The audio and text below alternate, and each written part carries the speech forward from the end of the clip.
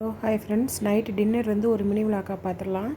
மாவு கொஞ்சம் தான் இருந்தது. சரி காலைல தோசை விற்றுக்கலான்னு சொல்லிட்டு நைட்டு இது என்ன சாதம்னு பார்த்தீங்கன்னா, குருணை அரிசின்னு சொல்லுவாங்கள்ல அந்த சாதம். அதுக்கு வந்து தக்காளி கடைஞ்சி சாப்பிட்டா சூப்பராக இருக்கும். தக்காளி, வெங்காயம், பச்சை மிளகா மூணையுமே எண்ணெயில் வதக்கி அதை அப்படியேவும் நல்லா கடைஞ்சி தாளித்து சாப்பிட்டோம் அப்படின்னா சூப்பராக இருக்கும்.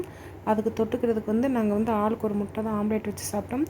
சுட சுட சாதத்தில் அந்த தக்காளி குழம்புன்னு சொல்ல மாட்டாங்க, அது எப்படியும் நாங்கள் வந்து இங்கிட்ட வந்து தக்காளிக்கு கிச்சடிம்போம். நீங்கள் எப்படி சொல்கிறீங்கன்னு தெரில.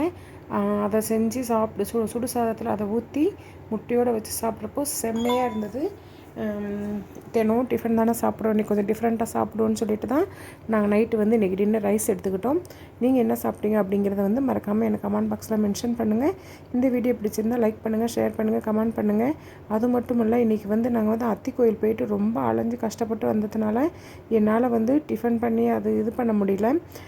இது வந்து ரைஸ் வந்து நான் வச்சேன், குழம்பு எங்கள் அம்மா வச்சுட்டாங்க, அதனால் சிம்பிளாக முடிஞ்சு. இதுவும் ஒரு ரீசன் தான். ஓகே ஃப்ரெண்ட்ஸ், இந்த வீடியோ பிடிச்சிருந்தால் லைக் பண்ணுங்கள், ஷேர் பண்ணுங்கள், கமெண்ட் பண்ணுங்கள், மறக்காமல் சப்ஸ்கிரைப் பண்ணுங்கள்.